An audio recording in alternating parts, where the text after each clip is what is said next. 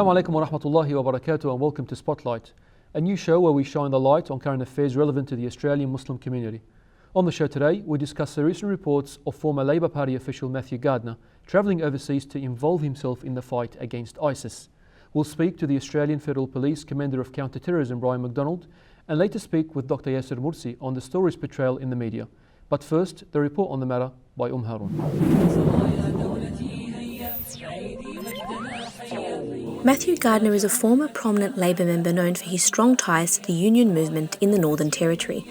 However, recent reports suggest that Mr Gardiner has been swept up in a war that is worlds apart from his offices in Darwin, reportedly leaving the country several weeks ago to fight alongside Kurdish militants in Syria. According to social media activity, Mr Gardiner appears to have connected with people who are closely linked to Kurdish militants fighting against ISIS in Syria and northern Iraq, and in particular befriended a woman on Facebook with known links to the People's Defence Unit YPG, a group some have connected to radical Kurdish terrorist group, the Kurdistan Workers' Party or PKK. Late last year, the Abbott government passed the Foreign Fighters legislation intended to stop Australians joining conflicts overseas. According to the legislation, anyone found guilty of having associated with a terrorist organisation can face up to 3 years in jail, or up to 10 years if found to be a member. Federal Labor leader Bill Shorten has said that he believes Mr Gardiner has made a mistake and called for his safe return to Australian shores. However, the Office of the Federal Attorney General George Brandis has repeated its warning against Australians like Mr Gardiner joining overseas conflicts, stating that such illegal actions could lead to life imprisonment. Whether Mr Gardiner faces terrorism charges upon his return to Australia is currently unknown. With us in the OnePath Network studio is Brian McDonald, the Commander of the Counter-Terrorism with the Australian Federal Police. Mr McDonald, thank you for being with us. What are the updates on the investigation into Matthew Gardiner, and are his whereabouts known? Well, firstly, thanks very much for the invitation. We really do appreciate the opportunity to be able to come and answer your questions and listen to your concerns. In relation to Mr Gardiner, I think it's important that we actually set the context first in relation to what we do normally say in relation to ongoing investigations. And our normal response is, we don't say anything in relation to ongoing investigations. And our normal response is, we don't say whether we're investigating people or whether we're not. On this occasion, though, I do want to confirm that we are investigating Mr Gardiner in relation to his suspected travel into the conflict zone. I don't really want to say too much more than that from an operational perspective, but I can say that we are looking at any possible illegalities and breaches of law that Mr Gardiner has committed in undertaking those suspected travels into the conflict zone. That's appreciated. According to reports, Mr Gardiner has made links with groups fighting in Syria. Is this considered illegal under Australian law? It may be, and we are considering that. As I said, we are speaking with our legal branch about any possible breaches of the law that Mr Gardiner may have been involved in. There are obviously a number of factors that go to that, and that will be subject to the investigation. So Deputy Commissioner Neil Gorgon stated that these newly introduced laws are not designed to target the Muslim community. If Mr Gardiner is found to have joined the Kurdish forces, what are the likely charges and sentences that he could be facing upon returning to Australia? Certainly, and Assistant Commissioner Gagan has been absolutely clear on this. This issue is about criminality. It is not about religion. And we will look at the criminality of anybody involved that goes to the conflict zone. As we say, there are a large number of reasons not to go to the conflict zone. Now, from a legal perspective, is what Mr Gardiner is allegedly doing different to an Australian fighting alongside ISIS? It is in one very important aspect. ISIS IS, by its many names, is a declared, prescribed terrorist organisation here in Australia, but also internationally. The PKK is also listed as a terrorist organisation in Australia, and the YPG group, which Mr Gardiner has allegedly gone to assist that particular militant group, is very well affiliated with PKK. So how does this place Mr Gardiner?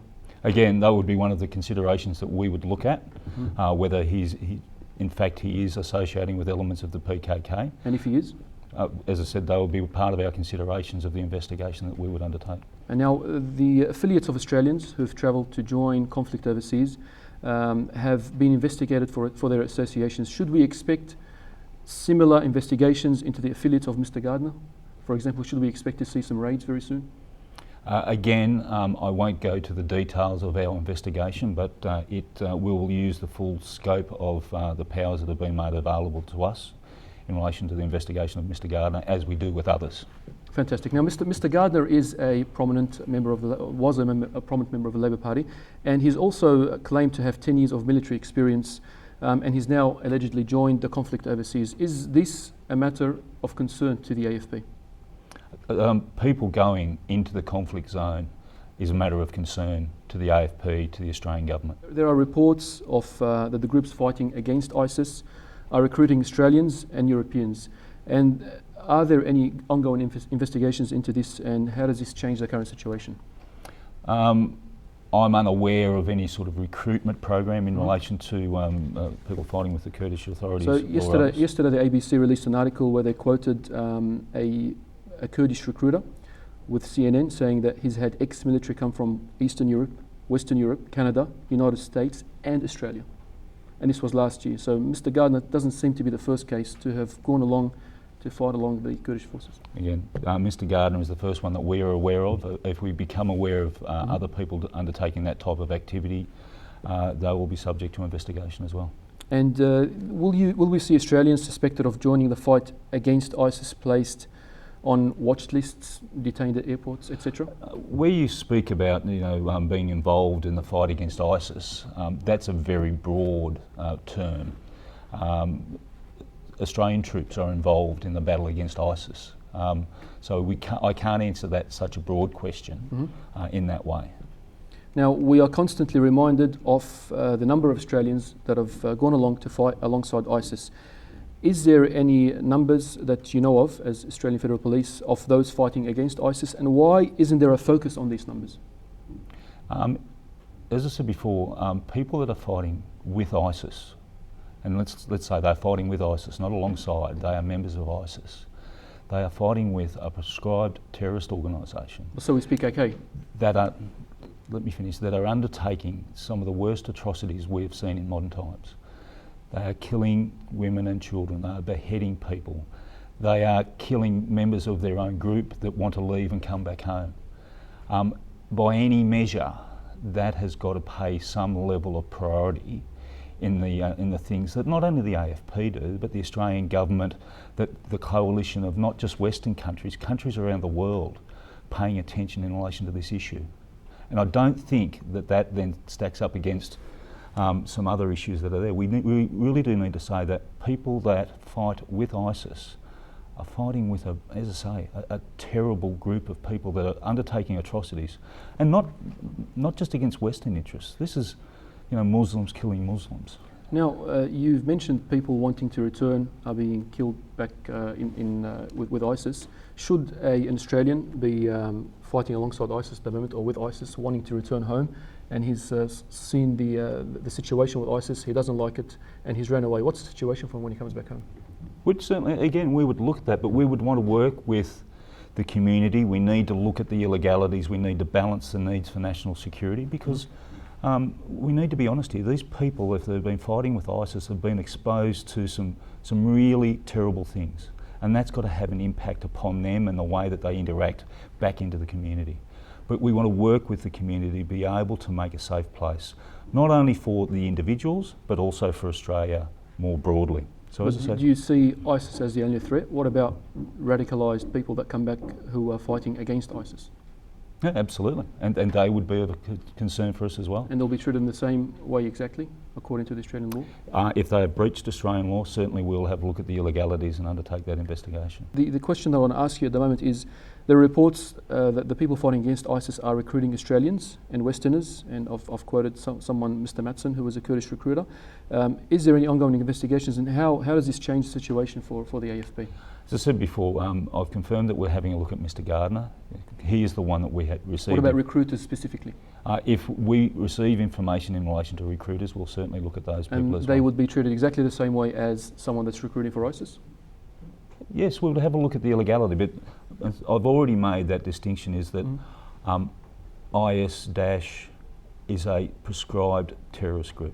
But so is PKK according to the Australian government? Of the highest order. But at the moment, PKK, and I'm not saying that we won't investigate, but you seem to be wanting to draw... No, but the Australian the Australian government website lists the Kurdistan Workers' Party, PKK, as a terrorist organisation, and they've got a long list of 4 pages of atrocities that they've committed as well. Why are they being treated differently than ISIS? I'm not saying they're going to be treated differently. What I'm saying is, and making the point here is, people that fight with ISIS at the moment will be exposed to some terrible, terrible things.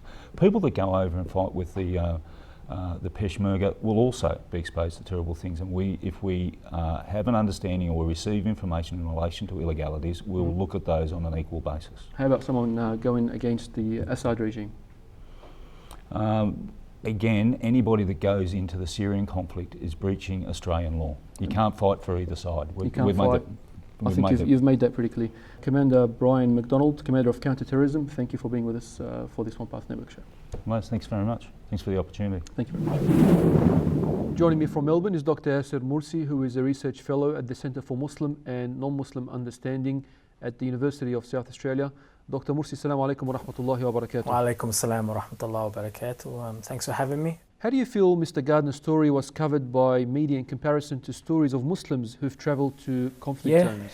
Yeah, I mean, the thing I found most interesting was, the story was covered. It was covered in the media, so people asked the right questions, some people asked the wrong questions, and of course, as predicted, there'll be people who were making exceptions. He's a hero. Miranda Devine jumps to mind.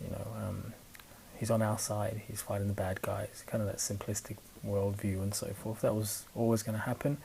But what I found most interesting was not so much the fact that the story was covered or wasn't covered. It was the kind of scrutiny that was given, the kind of temperature that it had. It was, where's Muslims? There's certain incidences in the past where stories just go on for 4 or 5 days with deep intensity, and they kind of flow from TV into radio, into social media, into print, and they're continually elaborated on and so forth, and they last with a level of intensity. And like we speak of double standard, it's not so much.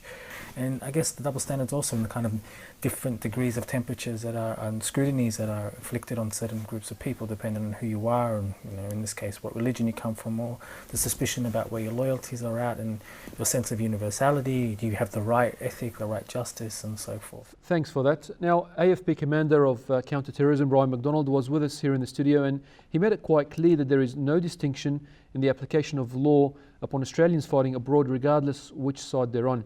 However, media commentators this week are challenging fairness of the law based on moral grounds. What are your thoughts on that, Dr. Morsi? Yeah, it doesn't surprise me that was stated without hearing everything Brian had to say. Look, liberal societies premise their law on the sense of universality, and a law that's abstract in its nature. It doesn't highlight in its wording anybody's religion, race, class, gender, and so forth. We heard that rhetoric in the debate about during the anti-terror legislation, that these laws are designed to police and go after criminality, not a particular group of people. And I may be blunt about it. This is privilege. It's power. Power always speaks like that, and I'm not accusing them of consciously doing so or anything. But people who belong to minority communities think differently, because we recognize that law is one thing, rhetoric about equality is one thing, and its execution and its practice is another thing. I don't think there's a scrutiny on the middle-class white men and what their attitudes and their politics are in regards to Syria or Iraq, in the same way it would be for a Muslim who's loud and convicted and has ideals about what should and how the world should be shaped along those values. I think that's a fair point. Now, finally, Dr. Morsi, what are the sentiments of the Australian Muslims within the community in this current climate? Yeah, it's a good question. I think these incidences highlight that for many Muslims, we feel like the scrutiny is continuing on ourselves.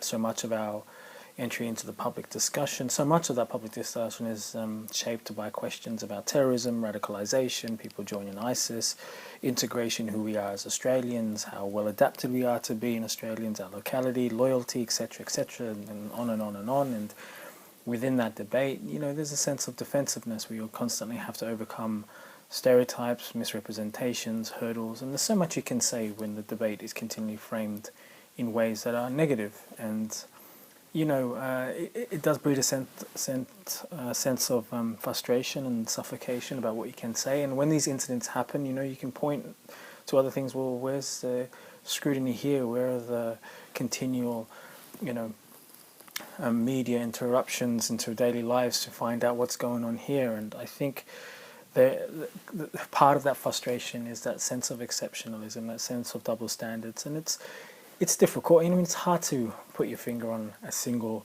sentiment within the community, but what you can say as a contested political space that we are, there's a lot of sense that things aren't right, and the way we articulate or express that sense differs. And I think these incidences highlight that there's a pressure on us to both say and do the right thing. We're always only a mistake away from hitting the front pages of the newspaper, and I think having these conversations, asking questions as opposed to continually answering them, will give us insight into the conditions and the sentiments that we have as a community. Thank you, Dr. Morsi. We're going to have to end it there.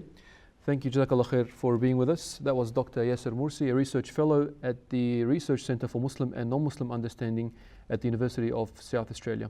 Thank you for tuning in. Until next time, Assalamu alaikum wa rahmatullahi wa barakatuh.